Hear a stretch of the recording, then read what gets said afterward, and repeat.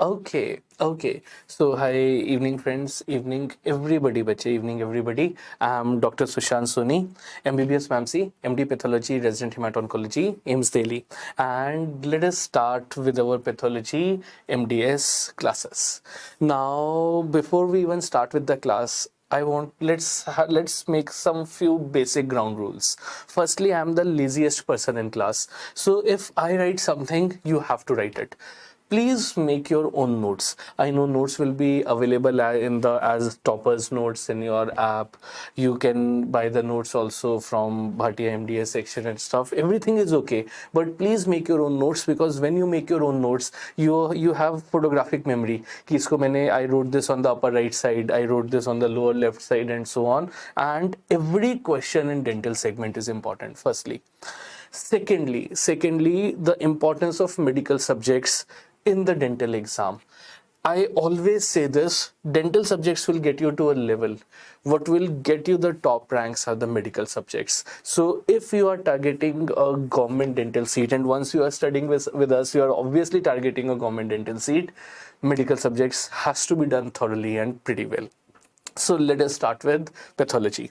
Now in pathology, there are numerous chapters, that is cell injury, inflammation, immunity, genetics, so on. So let us start with our first easiest topic in pathology, that is cell injury. Now firstly, देखो, normally cell is in a state of homeostasis. Homeostasis matlab it is able to perform all its functions well. In case of an injurious stimulus, अगर उसको कोई भी injury हुई, in case of an injurious stimulus, it tries to adapt itself. That is, it undergoes cellular adaptations. Now, there are 4 cellular adaptations, which are hypertrophy, hyperplasia,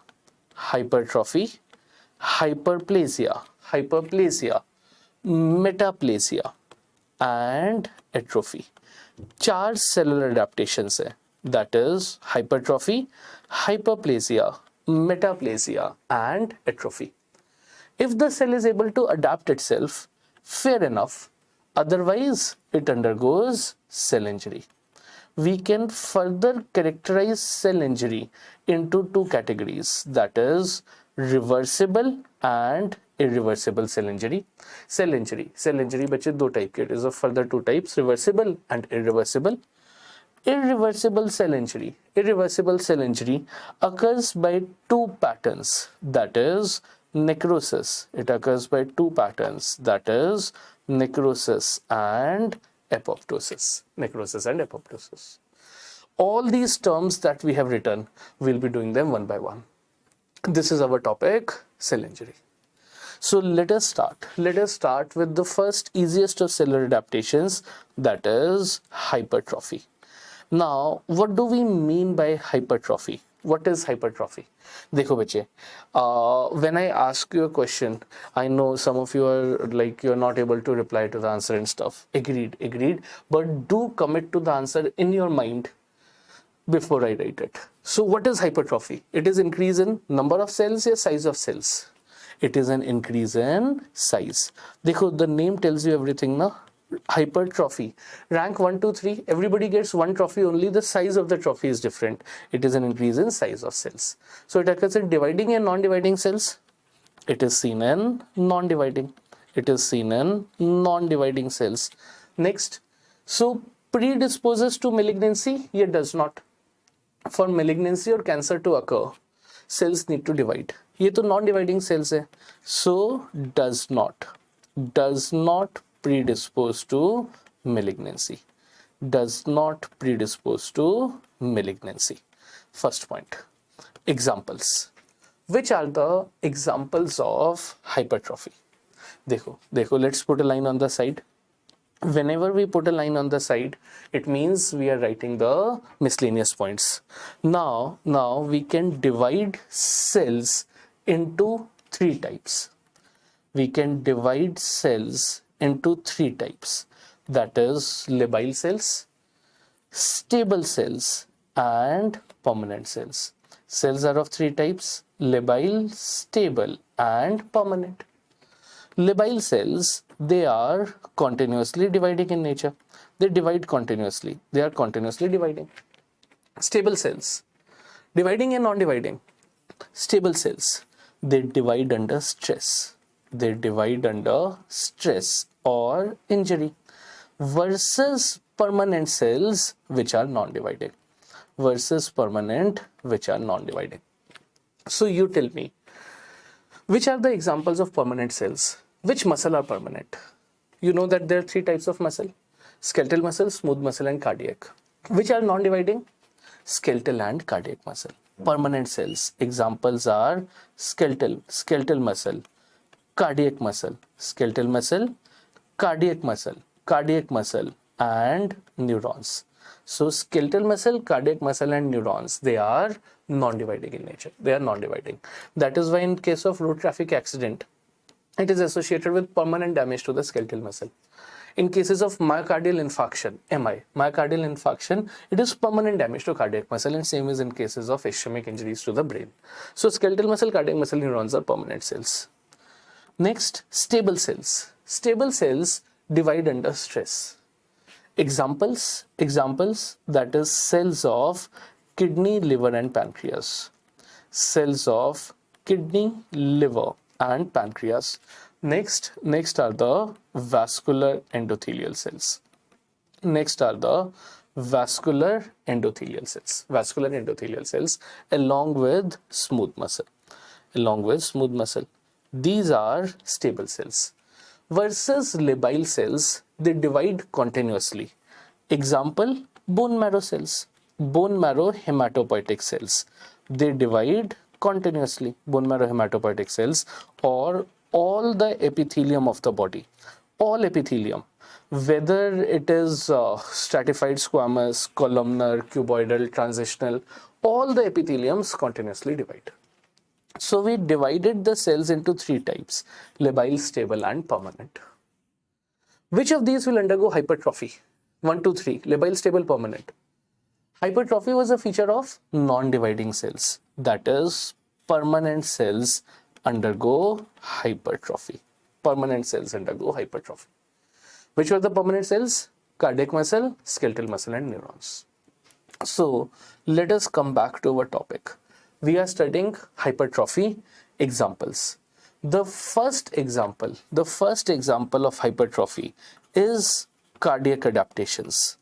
First example is cardiac adaptations in hypertension. If the BP is very high, heart has to pump blood against an increased pressure. So cardiac muscle undergoes hypertrophy. It undergoes an increase in size of cell. Next, skeletal muscle.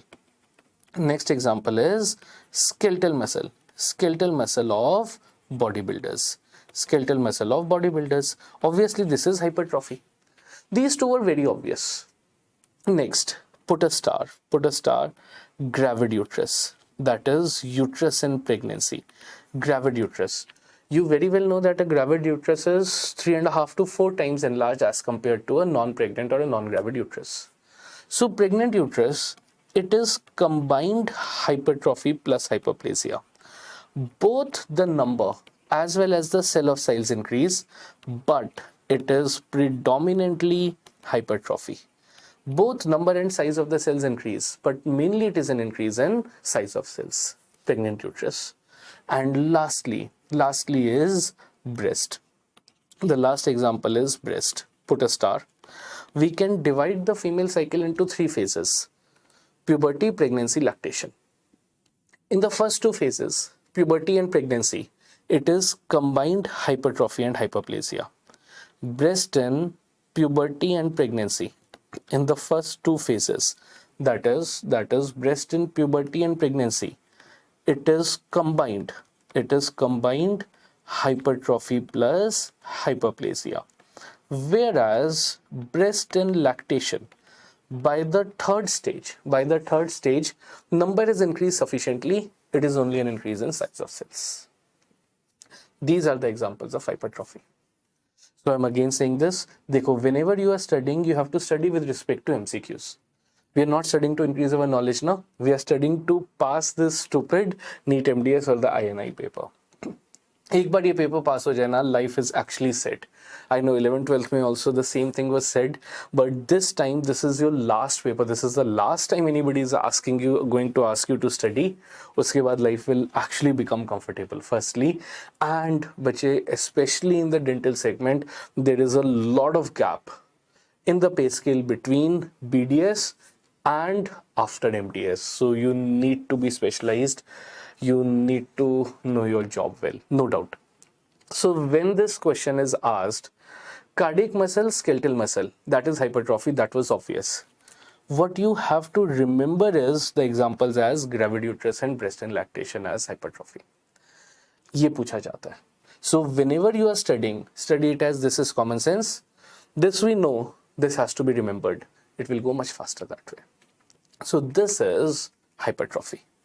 Next, this gets us to our next cellular adaptation, that is hyperplasia. This gets us to our next adaptation, that is hyperplasia. Hyperplasia obviously is an increase in number of cells. Hyperplasia, it is an increase in number. So it is seen in dividing and non-dividing cells. It is seen in dividing cells and predisposes to malignancy or does not. It predisposes. This predisposes to malignancy.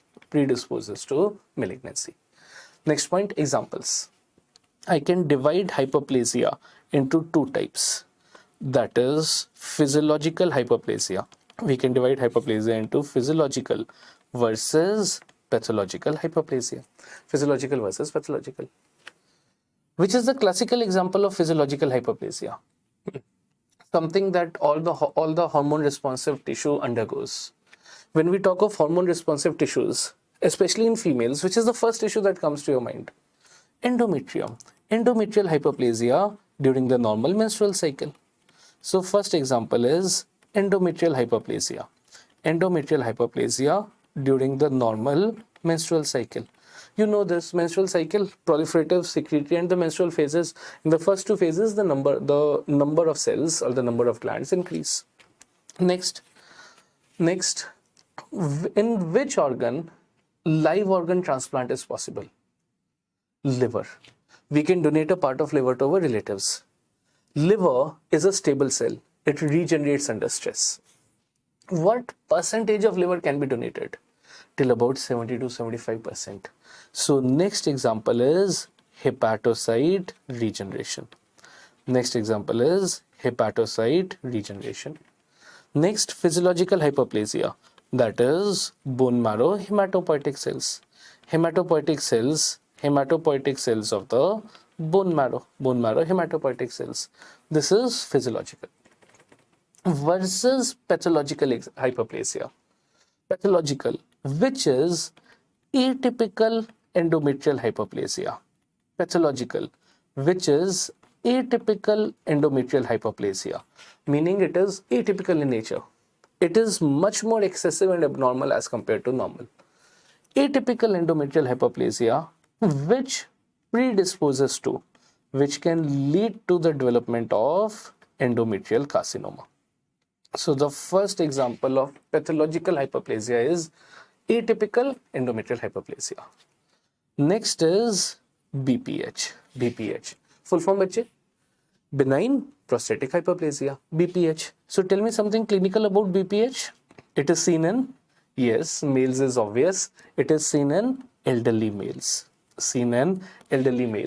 Think of it as the prostate is enlarging. Urethra passes in between the prostate, as a result of which it leads to constriction of the urethra, leading to increased nocturnal frequency. Now the patient will have increased frequency during daytime also, but first he complains of increased nocturnal frequency, painful micturition, and now think of it yourself. If micturition is painful, he is not able to completely empty the bladder. So there is incomplete emptying of bladder. There is incomplete emptying. Incomplete emptying of bladder increasing the risk of urinary tract infections. This is BPH. So examiner can give you a 3-4 line clinical based question also, in which he will give you a history of an elderly male presenting to OPD with increased nocturnal frequency, painful micturition, and increased risk of UTIs. Which of the following is the most probable adaptation, cellular adaptation undergoing? And the answer is hyperplasia. So this is hyperplasia. We divided it into two types, physiological versus pathological hyperplasia. First class. Next, this gets us to our next cellular adaptation, that is metaplasia. This gets us to the next adaptation, metaplasia. Metaplasia, this means one lining being replaced by another. One lining being replaced by another. And the classical example of metaplasia is Barrett's esophagus. The classical example is Barrett's esophagus. What is happening in Barrett's esophagus? In Barrett's esophagus, the normal stratified squamous of lower 1/3 of esophagus,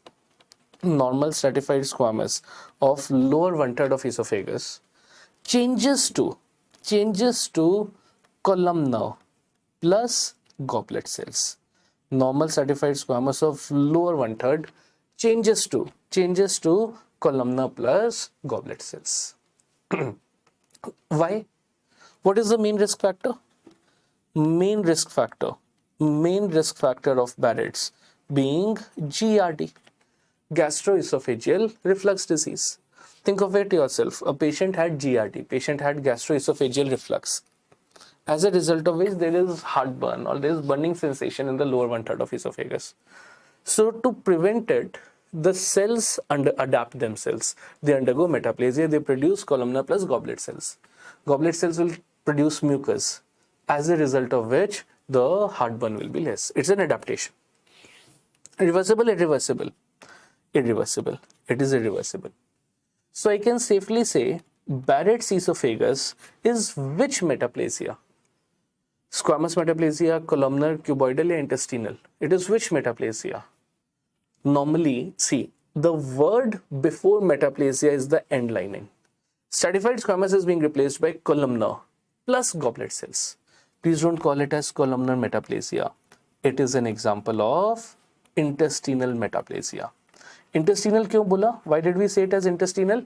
Because along with columnar, it had goblet cells also. Next point. So is it good for the body or is it bad for the body? Which this is bad. Why? What is the significance of Barrett's? It is pre-malignant. That means it can progress to cancer. It is pre-malignant for which carcinoma of the esophagus? Squamous cell carcinoma or adeno? It is pre-malignant for adenocarcinoma. It is pre-malignant for adenocarcinoma esophagus. First class.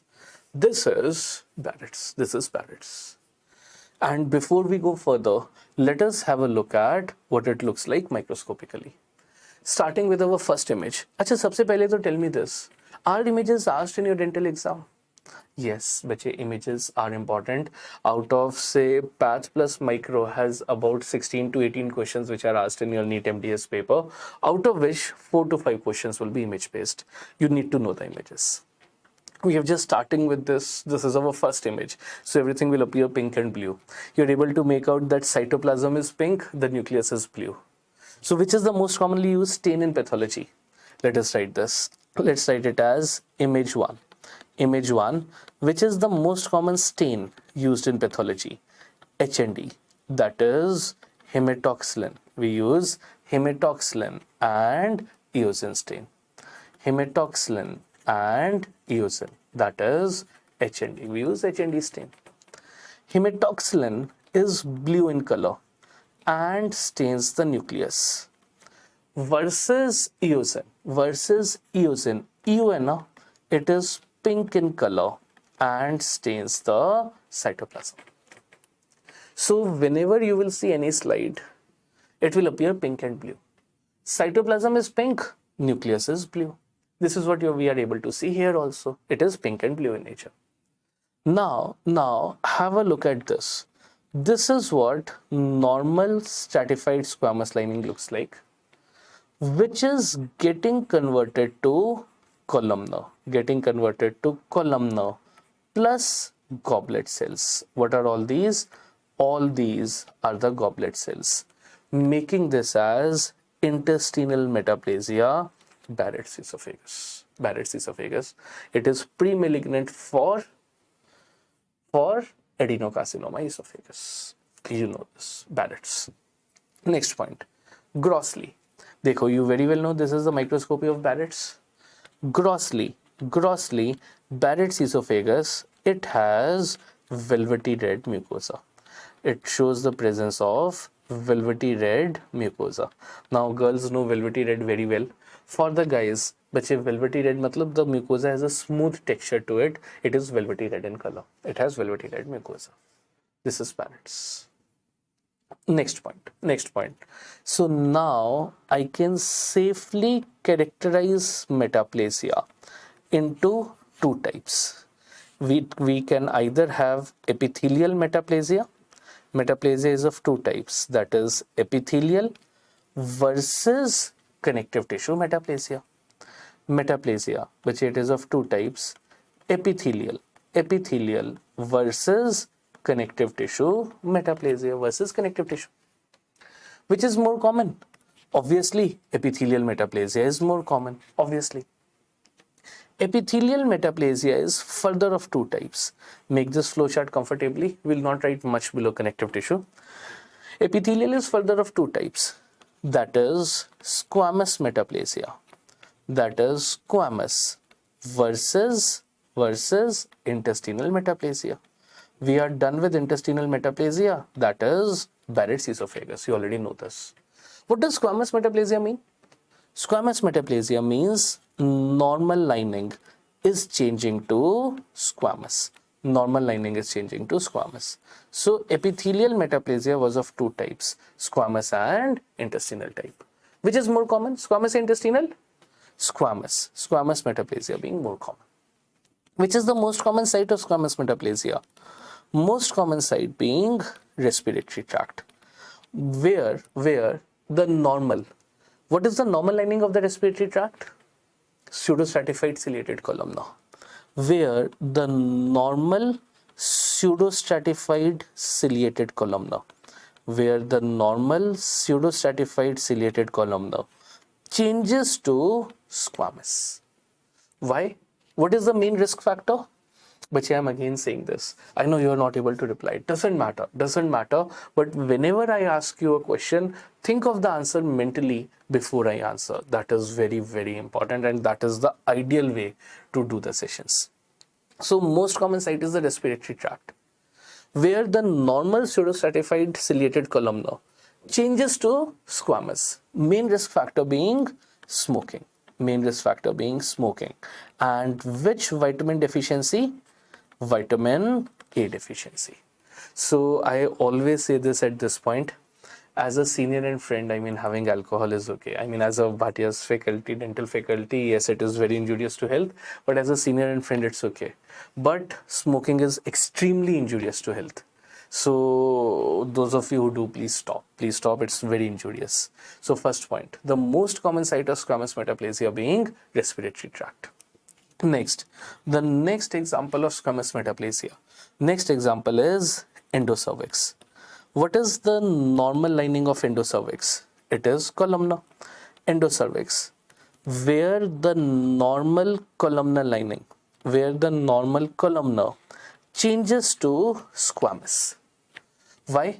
Which is the main risk factor? HPV, human papillomavirus. Name the low risk HPV. Let's do the numbers here only. Name the low risk HPV, 611. High risk HPV, 1618. High risk, 1618. I'll repeat. 6 and 11 years are low risk age group. 611 low risk. 1618 high risk. Which HPV has the strongest association with squamous cell carcinoma cervix? 16 या 18? सबसे मचाऊ as कौन सी है? 16. By the age of 18 years, we have learned slightly, na? HPV 16. All these are the questions. All these are questions to endocervix. Next, the next example of squamous metaplasia are all the ducts. That is, ducts of salivary and lacrimal glands. Ducts of salivary and lacrimal glands. Breast and pancreas. All the ducts, bache, all the ducts. What is the normal lining of the ducts? Cuboidal. Where the normal cuboidal changes to squamous. Normal cuboidal lining changes to squamous. Main risk factor being presence of stones or vitamin A deficiency. Stones or vitamin A deficiency.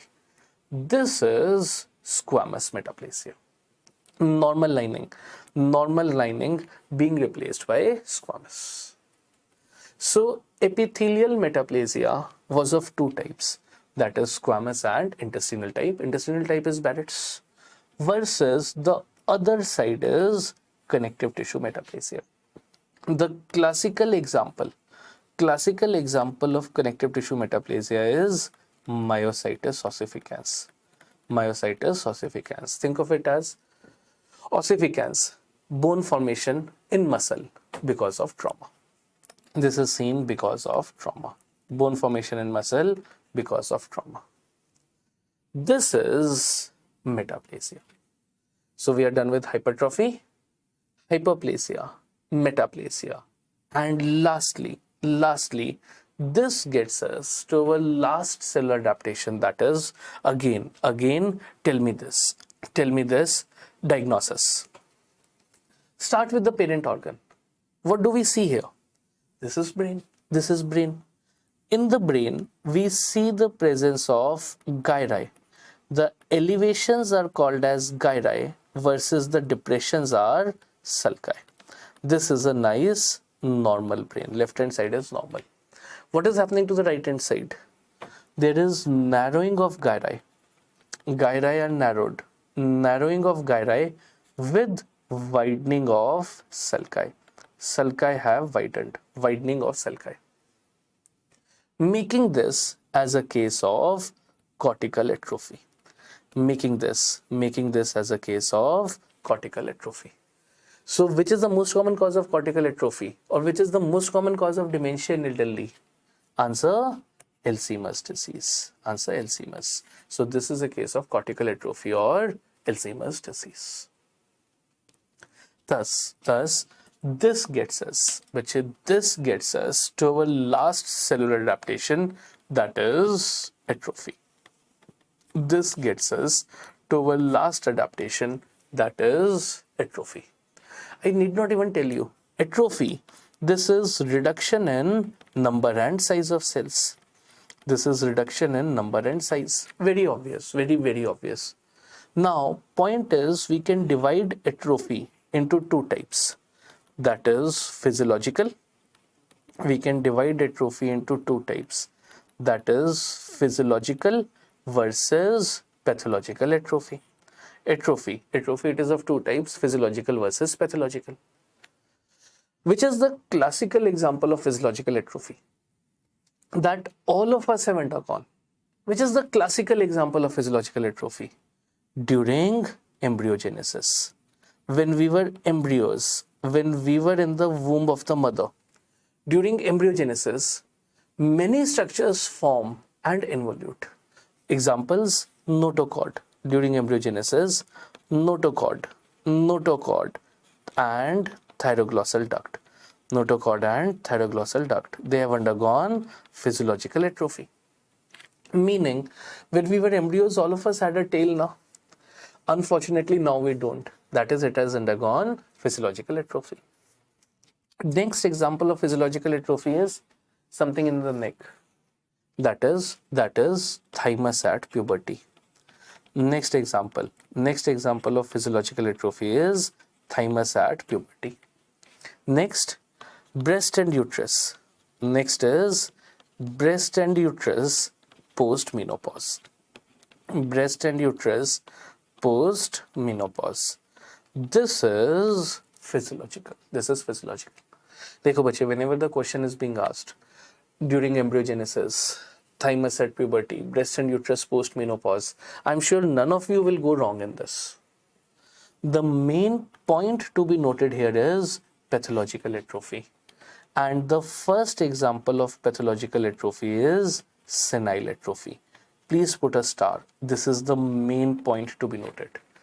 Dekho, especially as a medical faculty in the dental segment, the most important thing that you need to realize is not only what is to be studied, but what is not to be studied firstly, and how the things are to be remembered. In this slide, whatever we have written, the only main point that you have to keep at the back of your head is senile atrophy. Because normally senile atrophy is associated with aging.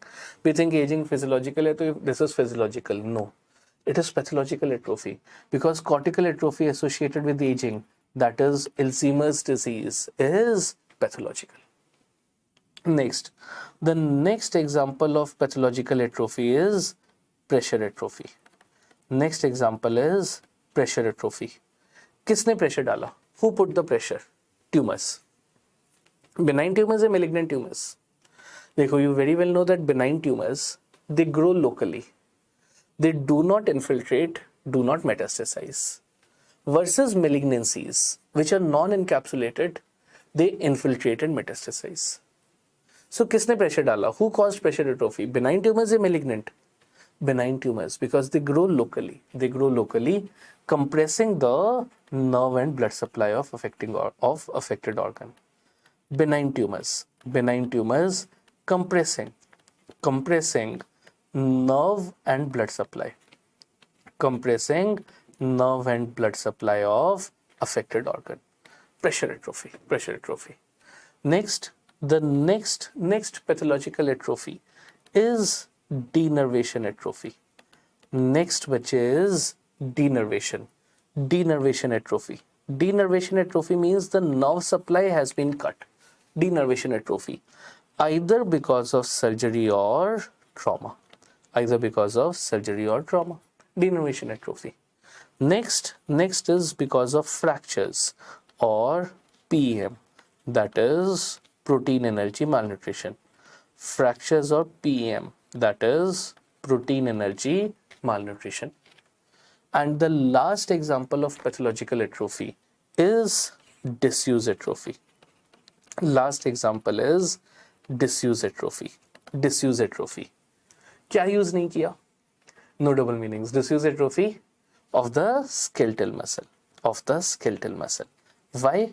The patient was chronically bedridden. He was in ICU. It was a case of paralysis. So patient is chronically bedridden. So he is not able to move his limbs. That is why we call a physiotherapist to move the limbs of the patient to prevent disuse atrophy of the skeletal muscle. So this is atrophy. This is how we divide atrophy into physiological versus pathological. Physiological was obvious. Main point is pathological atrophy, and in pathological atrophy you just need to remember the first one, that is senile atrophy. So this takes care of our first topic in cell injury, that is cellular adaptations.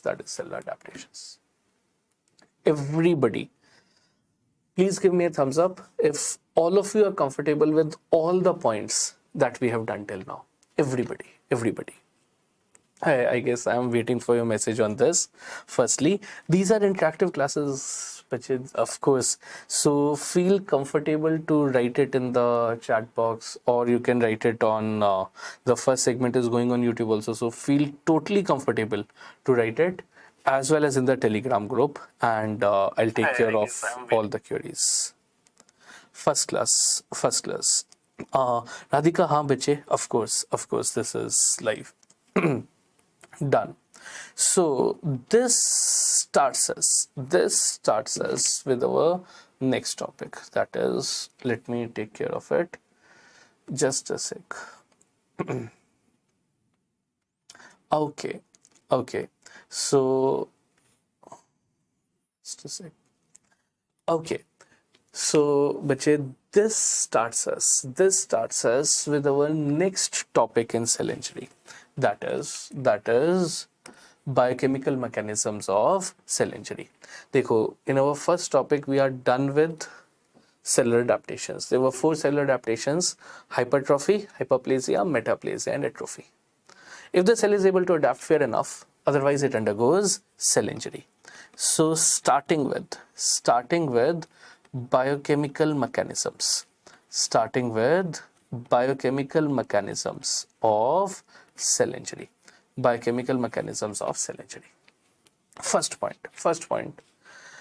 Which is the most common cause of cell injury?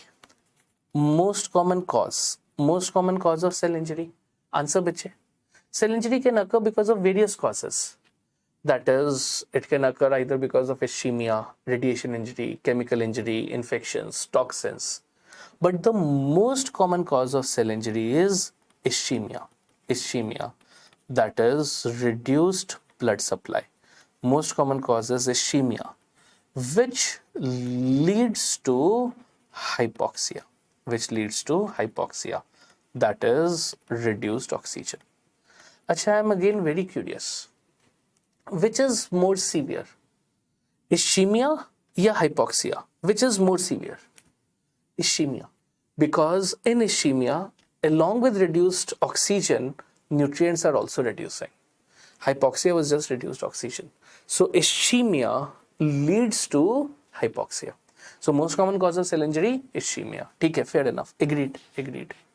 Which is the first organelle affected in cell injury? Which is the first organelle affected in cell injury? Answer, mitochondria. The first organelle affected in cell injury, mitochondria. So I can safely say that the first biochemical feature, first biochemical feature of cell injury being, you know this. What is the role of mitochondria in the body? Mitochondria, which it is the powerhouse of the cell. So first biochemical feature being reduced ATP. What is the role of ATP? ATP, of course, it performs all the roles, but it also maintains sodium-potassium ATPase pump. So because of reduced ATP, there is reduced activity of sodium-potassium ATPase pump. Where is sodium more? Intracellularly, extracellularly? Sodium is more intracellularly, potassium is more extracellularly. This imbalance is maintained by sodium-potassium ATPase pump. Because of reduced activity of this, there is influx of sodium and water. There is influx of, because sodium, my mistake. I was slightly distracted. Sodium is more extracellularly, potassium is more intracellularly. My mistake, bache. So I guess we learned it also that we cannot ever be even slightly distracted, otherwise our answer will go wrong. So first biochemical feature, reduced ATP, which leads to influx of sodium and water and efflux of potassium.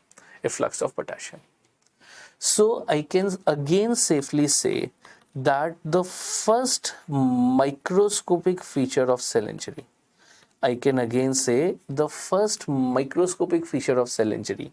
is influx of water.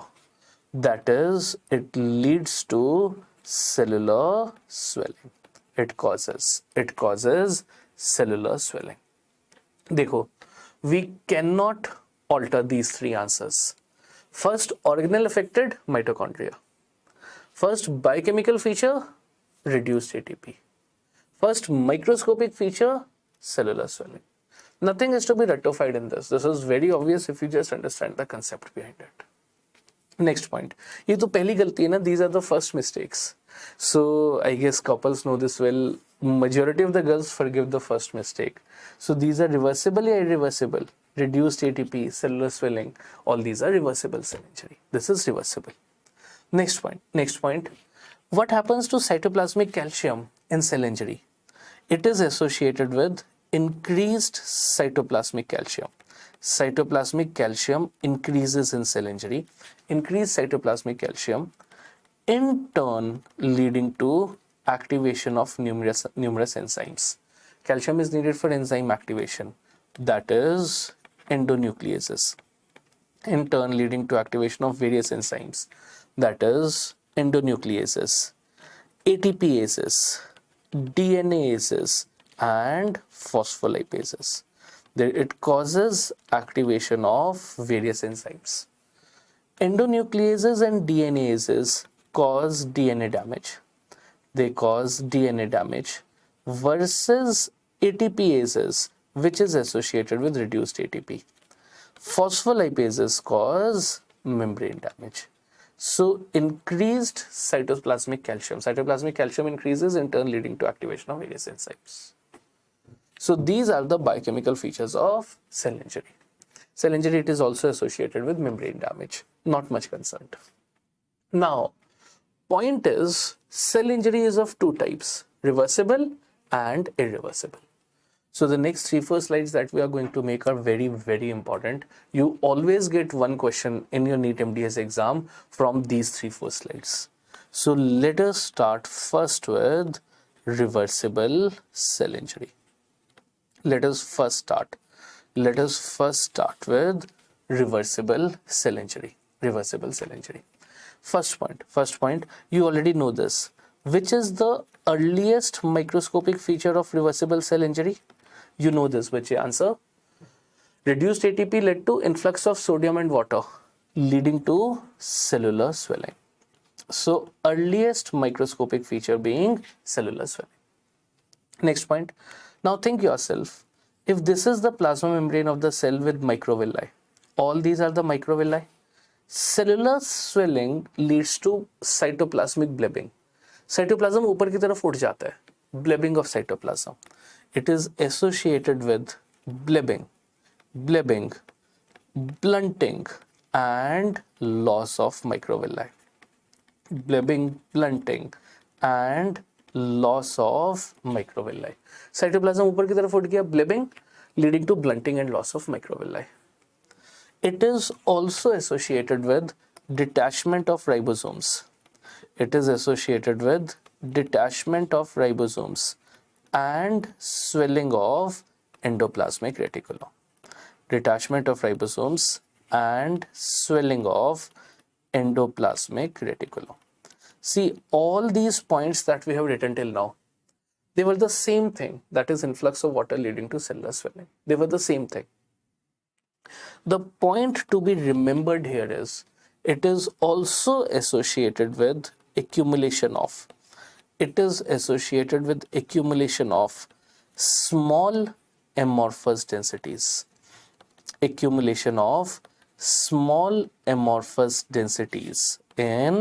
mitochondria. It is associated with accumulation of small amorphous densities in mitochondria. This is reversible cell injury.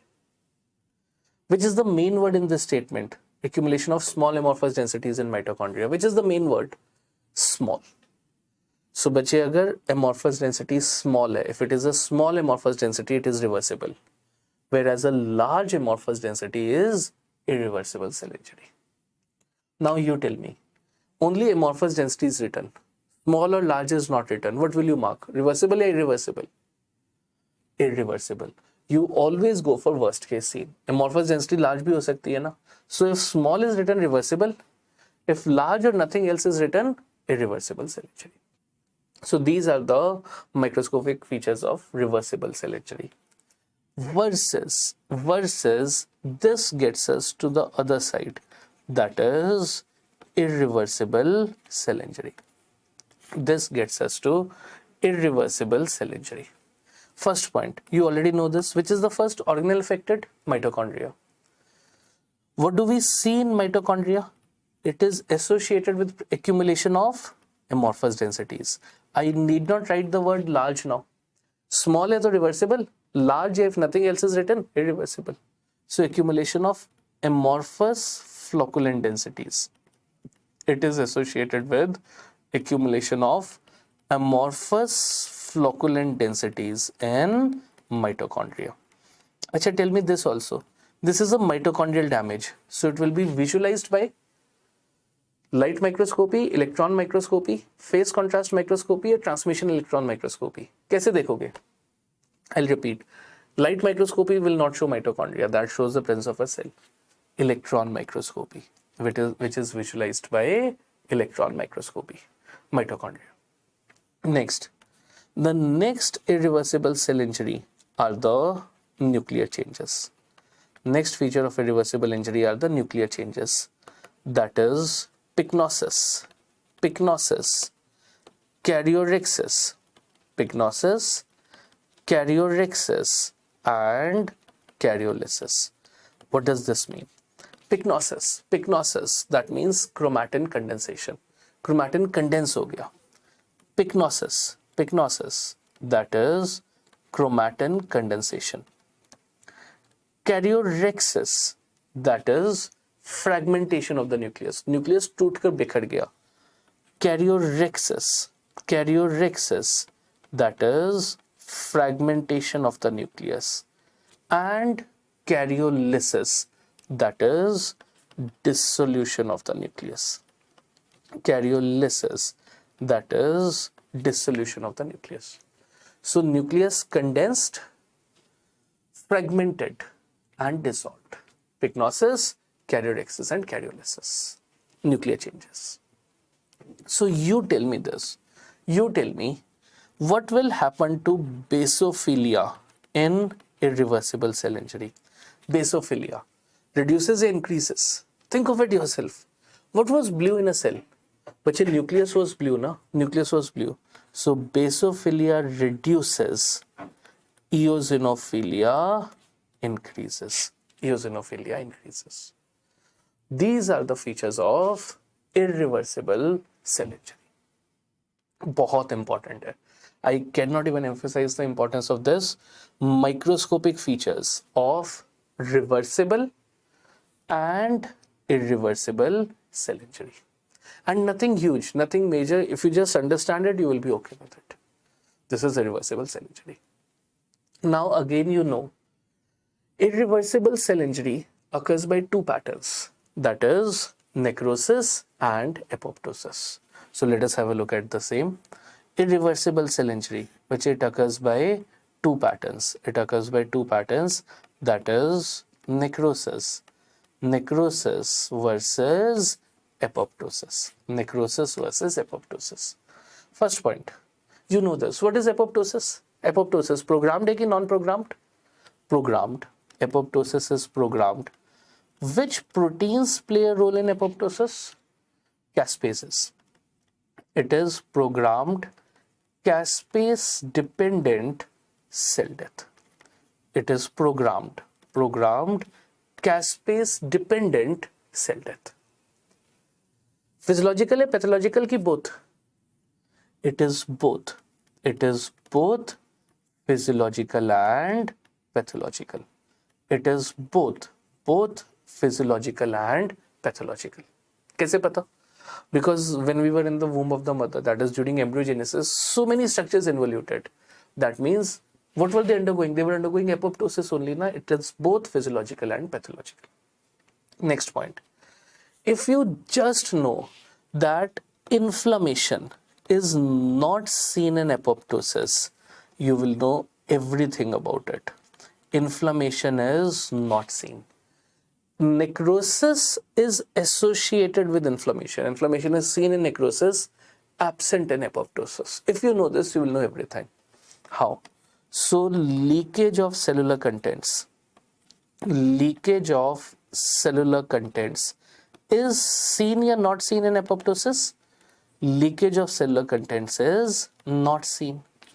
And I can safely say that plasma membrane integrity, I can safely say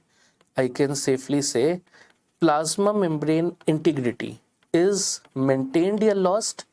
Plasma membrane integrity is maintained in apoptosis. देखो बच्चे, all these points are the same. Apoptosis, it is not associated with inflammation. So leakage of cellular contents is not seen and plasma membrane integrity is maintained. Next point, Apoptosis, it is not associated with cellular swelling. It is not associated with cellular swelling. This was last year's NEET PG question. Easy NEET PG questions are always repeated in your dental exam. So you need to know this. Please put a star. Apoptosis is not associated with cellular swelling. Versus necrosis. Versus necrosis. Programmed है कि non-programmed? Non-programmed. It is non-programmed. It is only pathological in nature. It is only pathological. It is associated with inflammation. So leakage of cellular contents is seen and plasma membrane integrity is lost. This is the master table. This is the master table of necrosis versus apoptosis. So irreversible cell injury. Irreversible cell injury occurs by two patterns, that is necrosis versus apoptosis. We'll do each one of these one by one. Let us start with our first pattern of irreversible cell injury, that is necrosis. So let us start with patterns of necrosis. We are starting with our first irreversible cell injury. First irreversible cell injury, that is necrosis. First point. Asha, you only tell me this. You know this. Which is the most common cause of cell injury? Ischemia. Most common cause of cell injury is ischemia. So ischemia leads to which pattern of necrosis? Coagulative necrosis. So starting with patterns of necrosis, starting with the first one, that is coagulative necrosis. Coagulative necrosis, but this is the most common pattern of necrosis. This is the most common pattern of necrosis, associated with ischemia of all the organs of the body. Associated with ischemia of organs of the body. Any organ of the body, if the blood supply is reduced, if there is ischemia, it leads to coagulative necrosis. Except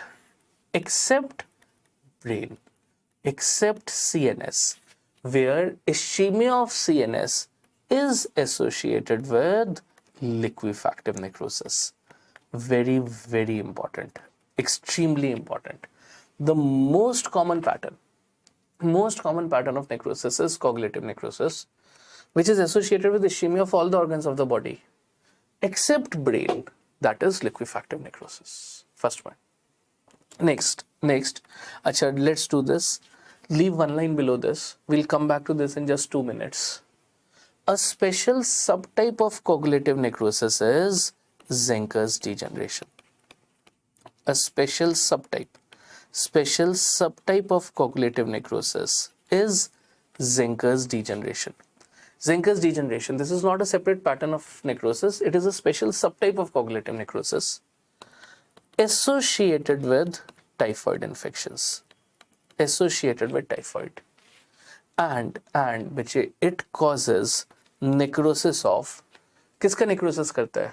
Skeletal muscle followed by cardiac muscle. कहाँ की skeletal muscle? It causes necrosis of skeletal muscle of abdomen. It causes necrosis of skeletal muscle of abdomen followed by cardiac muscle. It is associated with necrosis of skeletal muscle of the abdomen followed by cardiac muscle. Which is the skeletal muscle of the abdomen? That is rectus sheath. That is rectus sheath and diaphragm.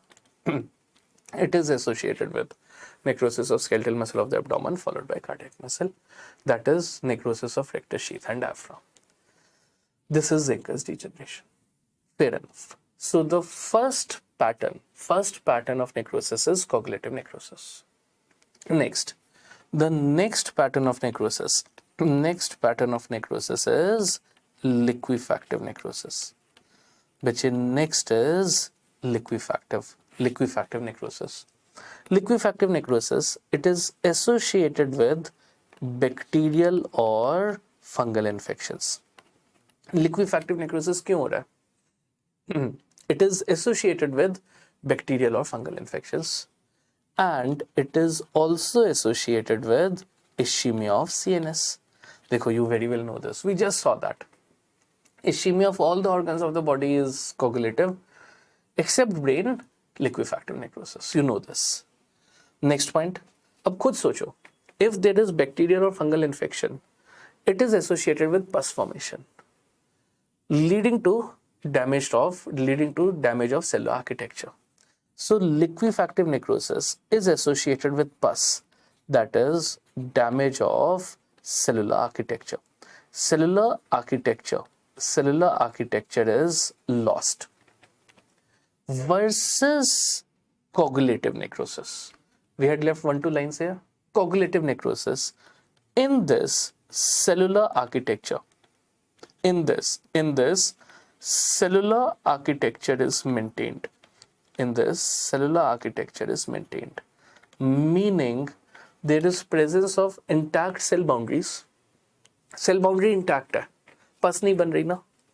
Cell boundary is intact with necrosis inside it, giving it the classical tombstone appearance. Please put a star. Giving it the classical tombstone appearance. Coagulative necrosis. So the first pattern of necrosis is coagulative necrosis. Next, liquefactive necrosis. Sorry. Next is liquefactive. Next, the third pattern of necrosis. Is fat necrosis. Very obvious. Fat necrosis कहाँ मिलेगा? Wherever fat is present. So firstly, it is associated with chronic pancreatitis. Fat necrosis, it is associated with chronic pancreatitis. Which is the most common cause of chronic pancreatitis? Alcoholism, chronic alcoholism. Next, it is seen in wherever fat is present. That is seen in breast, buttocks, thighs. Seen in breast, buttocks, thighs, abdomen, and mesentery. Fat necrosis is seen wherever fat is present in the body. यहीं पे तो होता है, breast, buttocks, thighs, abdomen, mesentery. Nothing is to be rectified. It is also associated with calcifications. Because of saponification of fat. Calcifications due to saponification of fat. Fat necrosis. Remember your 11th, 12th class chemistry. Saponification of fat associated with fatty esters, leading to fat necrosis. Fair enough, fat necrosis. Next, the next pattern of necrosis is caseous necrosis, which I am sure all of you know this. Caseous necrosis. Answer? Which is the first disease that comes to your mind whenever we talk of caseous necrosis? TB.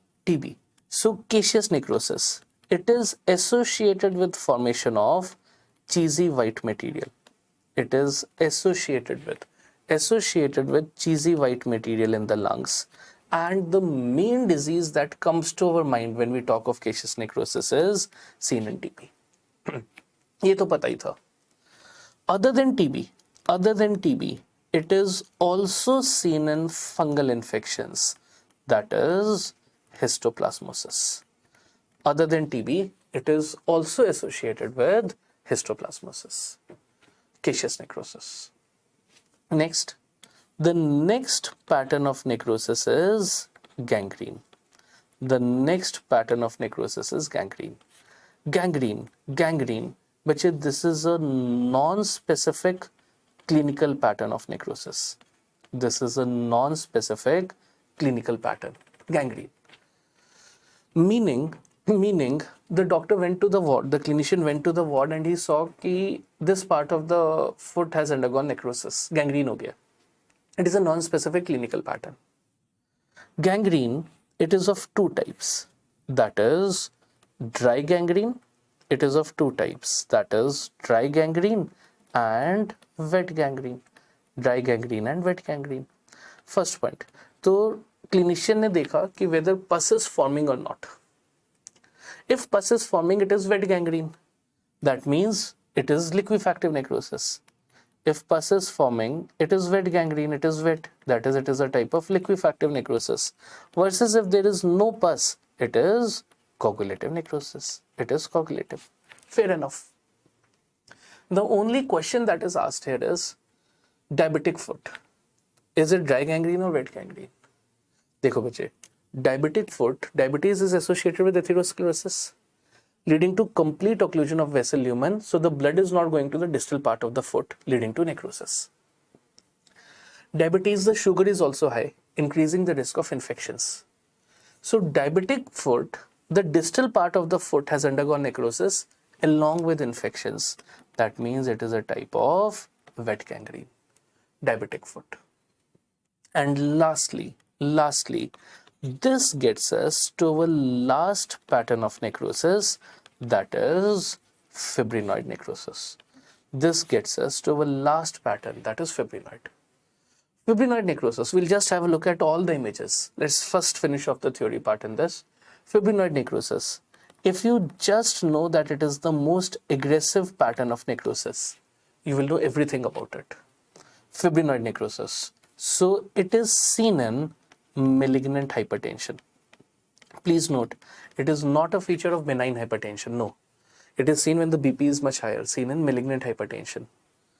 RST, rheumatic heart disease. RST, rheumatic heart disease. SLE, systemic lupus erythematosus. SLE, we'll be doing it in immunity. SLE. Remember that young female presenting with butterfly-like rash involving the cheeks and bridge of the nose, malar rash, photosensitivity, that is itching and blister formation on exposure to sunlight. SLE. When SLE affects the kidney, it is called as lupus nephritis. When SLE affects the heart, it is called LSE. That is Liebman-Sack endocarditis. It is called as LSE. LSE, Liebman-Sack endocarditis. So it is seen in SLE. SLE. Next, other diseases with fibrinoid necrosis are graft rejection. Graft rejection, meaning I took the graft, my body rejected it. Graft rejection. It is of three types: hyperacute, acute, chronic. Which is most aggressive in nature? Hyperacute, acute, or chronic? Graft rejection, hyperacute type. It is seen in graft rejection, hyperacute type.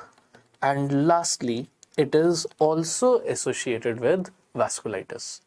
Which is the vasculitis associated with fibrinoid necrosis? That is PAN, polyarteritis nodosa. It is associated with a vasculitis, that is PAN, polyarteritis nodosa. PAN, which has two phases, acute and chronic. Fibrinoid necrosis will be seen in PAN, acute phase or chronic? It will be seen in PAN, acute phase. You very well know that acute conditions are more aggressive in nature. So it is seen in PAN, acute phase. These are the diseases with fibrinoid necrosis. And this takes care of your 6 patterns of necrosis: coagulative, liquefactive, fat necrosis, gangrene, caseous necrosis, and fibrinoid necrosis. So before we wrap up over this session, let's have a look at our first image. What do you see here? Organ se shuru karte. Let's start with the organ. This looks like it can very well be kidney or spleen, showing the presence of a well-defined wedge-shaped infarct. Infarction or ischemia. Infarct. That is coagulative necrosis. Diagnosis, coagulative necrosis.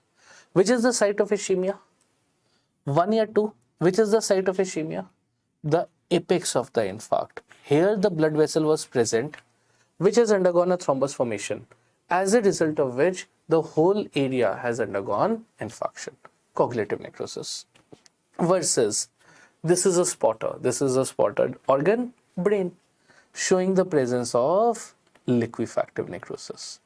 Brain, liquefactive necrosis. Next, again easy, plain simple easy. Organ bache, commit to the answer before I speak it out. Organ lungs, showing the presence of cheesy white material, that is caseous necrosis. Seen in TB was obvious, seen in TB and fungal infections, that is histoplasmosis. Caseous necrosis, caseous necrosis. Next, organ, this looks like mesentery. Mesentery and a flat fat necrosis, and it is also associated with calcifications due to saponification of fat necrosis.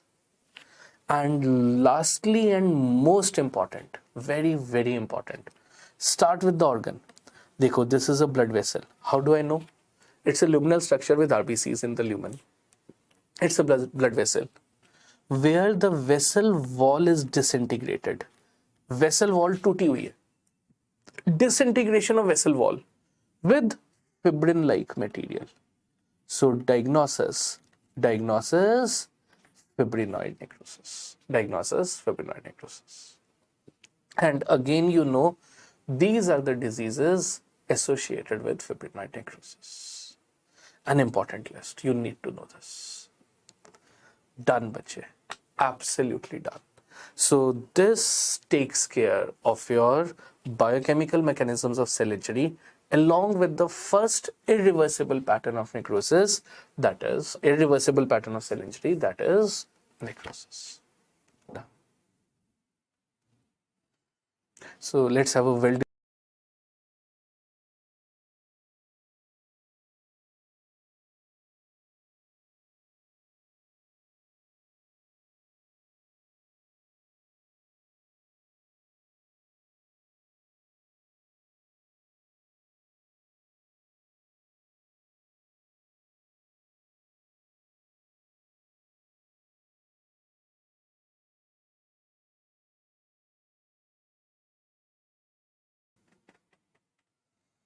Okay, so slight technical issue, I guess. So let's have a well-deserved 10-minute break at this point. It is 5:50 by my watch. So we restart our session at 6 or 6:05. I'll drop a message on the Telegram group when we are restarting. Done. Thank you and take care. Acha, everybody, please, one sec. Please do give me a thumbs up if all of you are comfortable with all the points. That is the speed of the session, the content, everything, and thoda sa bolna zyada hai na, it's an interactive session. Gradually we will become friends, not to worry. I know कि last session was oral path, Dr. Srishti ma'am के साथ तो बहुत gossip की है, बहुत गप्पे मारी हैं. We will also have a few chat, not to worry. So done. Take care.